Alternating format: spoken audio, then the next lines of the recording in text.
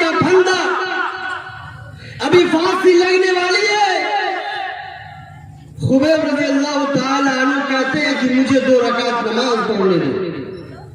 2 رکعت نماز ادا کرتے ہیں اور کہتے ہیں کہ اگر تم لوگ یہ نہ کہتے کہ خبیب موت کی ڈر سے نماز کو لمبی کر رہا ہے تو مجھے نماز میں اتنا لطف آ رہا تھا، اتنا مزہ آ رہا تھا کہ میں اور مزید اپنی نماز کو لمبی کرتا۔ یہ گاٹھ باندھ لیجئے کہ نماز کسی بھی صورت میں معاف نہیں ہے، کسی بھی صورت میں نماز معاف نہیں ہے، یہ گاٹھ باندھ لیجئے۔ عمران بن حسین 30 سال تک بیمار رہے، 1 نہیں 2 نہیں 10 نہیں 20 نہیں 30 سال تک بیمار رہے۔ اللہ کے نبی نے کہا عمران تم کھڑے ہو کر نماز نہیں پڑھ سکتے ہو، بیٹھ کر نماز پڑھو، بیٹھ کر نماز نہیں پڑھ سکتے ہو تو لیٹ کر پڑھو، آنکھوں کے اشارے سے نماز پڑھو، لیکن نماز کسی بھی صورت میں معاف نہیں ہے۔ نبی کہتے ہیں کہ میرا دل کرتا ہے، میرا دل چاہتا ہے کہ میں لوگوں کو لکڑی جمع کرنے کا حکم دوں، لکڑی جمع ہو جائے اور میں کسی ایک کو اپنی جگہ کھڑا کر دوں اور دیکھوں کہ کون جماعت میں حاضر نہیں ہوا ہے تو میں اس کا گھر جلا دوں۔ نبی کا یہ فرمان کہ جب بھی کوئی لشکر کسی بستی پر جائے تو اس بستی پر حملہ نہ کرے یہاں تک کہ فجر کا وقت ہو جائے۔ اگر اس بستی سے فجر کی اذان آئے، اگر اس بستی سے فجر کی اذان کی آواز آئے اور صرف اذان ہی نہیں، لوگ اپنے اپنے گھروں سے نکل کر مسجد کی طرف جانے لگے تو سمجھ جانا کہ وہ مسلمانوں کی بستی ہے۔ اور اگر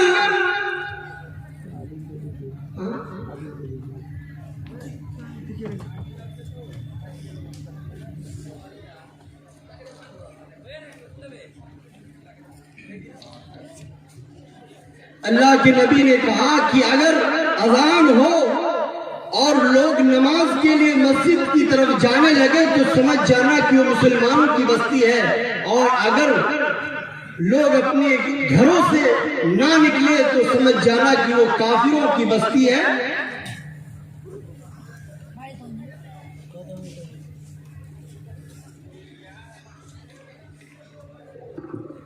تو وہ سمجھ جانا کہ وہ کافروں کی بستی ہے اور اس پر حملہ کرنا، اس سے لڑائی کرنا۔ صحابہ کرام نے کبھی سوچا ہی نہیں تھا کہ ایک ایسا زمانہ آئے گا کہ جس زمانے میں لوگ مسلمان بھی ہوں گے اور بے نمازی بھی ہوں گے۔ ان کے خیال میں یہ بات کبھی آئی ہی نہیں تھی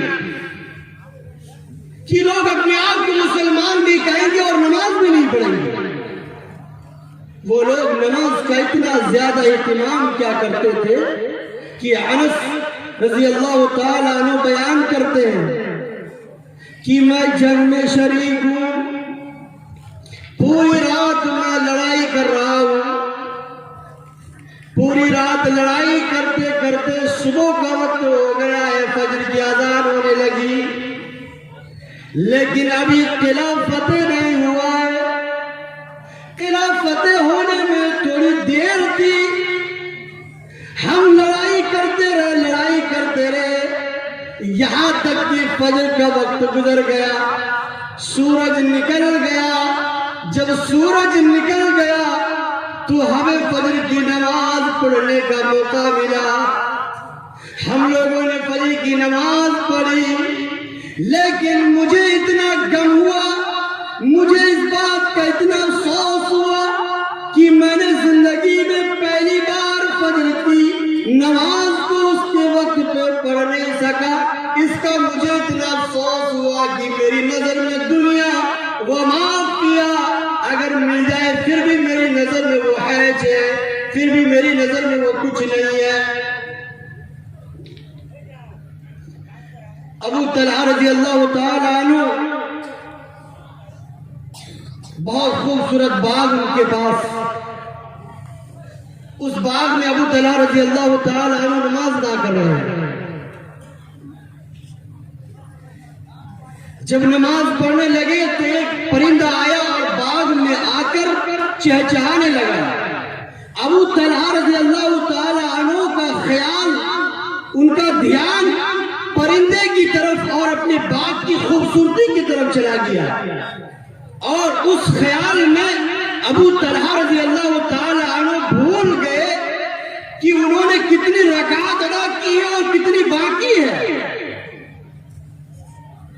جیسے تیسے انہوں نے نماز ادا کی، اور نماز ادا کرنے کے بعد بھاگتے ہوئے اللہ کے نبی صلی اللہ علیہ وسلم کے پاس آئے اور آ کر کہا کہ اللہ کے نبی، مجھے باغ کی ضرورت نہیں ہے، مجھے ایسا باغ نہیں چاہیے جو مجھے میری عبادت سے غافل کر دے، مجھے ایسا خوبصورت باغ نہیں چاہیے جو مجھے میری عبادت سے غافل کر دے۔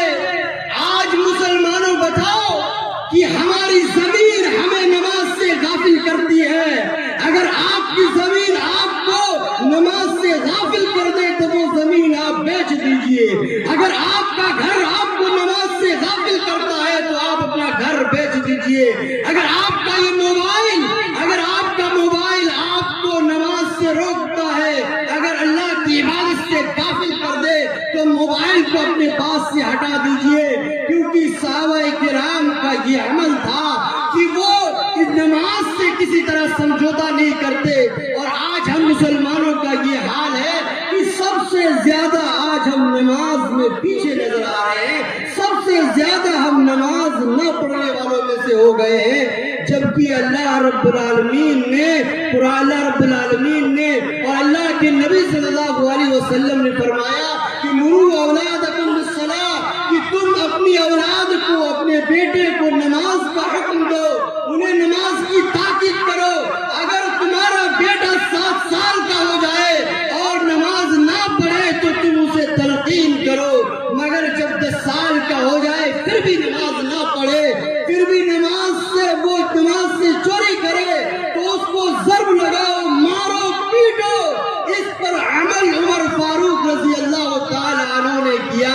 عمر فاروق رضی اللہ تعالی عنہ کا بیٹا وطن سے دور مدرسے میں تعلیم پا رہے ہیں، عمر فاروق کے صاحبزادے پڑھ رہے ہیں۔ ایک دن کی بات ہے کہ عصر کے وقت عمر فاروق کے صاحبزادے نے بال بنوانے کے لیے، حجامت بنوانے کے لیے عصر کی نماز کو اس کی وقت میں نہیں ادا کی، نماز پڑھی لیکن جماعت سے نہیں پڑھی۔ استاد کو معلوم ہوا کہ عمر فاروق کے صاحبزادے نے عصر کی نماز جماعت سے نہیں پڑھی۔ اس بات کی خبر عمر فاروق کے پاس بھیجتے ہیں۔ عمر فاروق مولانا کے نام ایک رقعہ بھیجتے ہیں اور درہ بھیجتے ہیں، اور کہتے ہیں کہ اسی درہ سے میرے بیٹے کو، میرے صاحبزادے کو اتنا مارو، اتنا پیٹو، اتنی پٹائی کرو جب تک یہ درہ ٹوٹ نہ جائے، درہ ختم نہ ہو جائے، اس وقت تک اسے مارتے رہو، کیونکہ اس نے ایسے وقت میں حجامت بنائی ہے، ایسے وقت میں اپنا بال کٹوایا ہے۔ جو تنگ وقت تھا وہ بعد میں بھی حجامت بنوا سکتا تھا، وہ بعد میں بھی اپنے بال کٹوا سکتا تھا، ایسے تنگ وقت میں اس نے کیوں اپنی حجامت بنوائی ہے؟ یہ کہہ کر درے بھیج دیے اور کہا کہ اس کو اس وقت تک مارتے رہیے جب تک کہ درہ ٹوٹ نہ جائے۔ سامعین، جسے ضرورت ہو رعایتی ٹوکن 50 روپے میں دیا جا رہا ہے، جا کر کھانا تناول فرما لیں۔ نماز اسلام کا دوسرا اہم رکن ہے۔ نماز کے بغیر انسان مسلمان ہو ہی نہیں سکتا۔ جو نماز نہیں پڑھتا ہے وہ کافر ہے۔ سن لیجیے بات کہ جو نماز نہیں پڑھتا ہے وہ کافر ہے۔ اسلام میں بے نمازی کے بارے میں کہا گیا ہے کہ من ترک الصلاۃ متعمدا فقد کفر، کہ جس نے جان بوجھ کر نماز چھوڑ دی اس نے کفر کیا۔ آج اس حدیث کی روشنی سے ذرا بتائیے کہ ہمارے سماج میں کتنے پرسنٹ لوگ ایمان والے ہیں، مسلمان ہیں اور مومن ہیں؟ ہمیں اس کا جائزہ لینا چاہیے۔ بے نمازیوں کا انجام اللہ رب العالمین نے اپنے قرآن میں نقشہ کھینچا ہے اس کا۔ اور میں ایک بات بتا دوں کہ آج ہمارے والد جب انتقال کرتے ہیں تو وہ نصیحت کر کے جاتے ہیں، بیٹا نصیحت کو سنتا ہے اور اس نصیحت کو، اس وصیت کو اپنی زندگی میں لاگو کرنے کی کوشش کرتا ہے کہ میرے باپ کی آخری وصیت تھی۔ ہمارے نبی صلی اللہ علیہ وسلم ہمارے لیے آخری وصیت کر رہے ہیں۔ وہ نبی دنیا سے جا رہے ہیں اور جاتے جاتے اپنی امت کو کہہ رہے ہیں الصلاۃ الصلاۃ وما ملکت ایمانکم، کہ میری امت کے لوگوں میں دنیا سے جا رہا ہوں، میں دنیا چھوڑ رہا ہوں، میں دنیا سے ودا ہو رہا ہوں، مگر تم میری ایک بات کو یاد رکھنا، کبھی نماز کو ضائع اور برباد مت کرنا، کبھی نماز میں غفلت نہیں برتنا، کبھی نماز کو مت چھوڑنا۔ یہ ہمارے آخری نبی کی وصیت ہے کہ میری امت کے لوگوں نماز میں کبھی سستی مت کرنا، نماز کبھی مت چھوڑنا۔ اگر ہم آج نبی کے ماننے والے ہیں، اگر قرآن کے ماننے والے ہیں، اگر حدیث کے ماننے والے ہیں، اگر اللہ کے ماننے والے ہیں، تو نبی کی اس وصیت کو یاد کیجیے اور اپنی زندگی میں اس کو لاگو کرنے کی کوشش کیجیے۔ آج اس پروگرام کو نوجوانوں نے کیا ہے، اس پروگرام کو نوجوانوں نے سجایا ہے، بہت ہی اچھی بات ہے، بہت ہی اچھی بات ہے، لیکن اگر نوجوان ان جیسے ہزاروں پروگرام کرے، اگر ہزاروں پروگرام کرے اور نماز نہ پڑھے تو پروگرام کرنے کا کوئی فائدہ نہیں ہے۔ اگر اس پروگرام کی تیاری میں ہمارے نوجوان نماز چھوڑ دے تو اس پروگرام کا کوئی فائدہ نہیں ہے۔